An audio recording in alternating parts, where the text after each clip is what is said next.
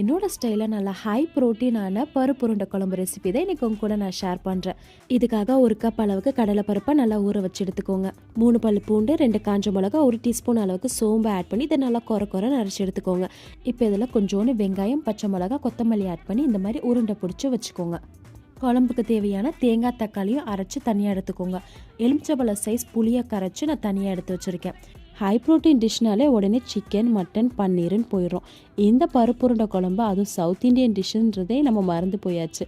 கடாயில் நல்லெண்ணெயை நல்லா ஆட் பண்ணதுக்கப்புறம் வெங்காயம், பச்சை மிளகா, கருவேப்பிலை, மிளகாத்தூள், குழம்புத்தூள்லாம் ஆட் பண்ணி இதை நல்லா மிக்ஸ் பண்ணதுக்கப்புறம் தேங்காய், தக்காளி, புளி தனியாக ஆட் பண்ணி நல்லா பாயில் பண்ணி விட்டுக்கோங்க. கடைசியாக நம்ம ரெடி பண்ணி வச்சுருந்த உருண்டையை சேர்த்துக்கோங்க.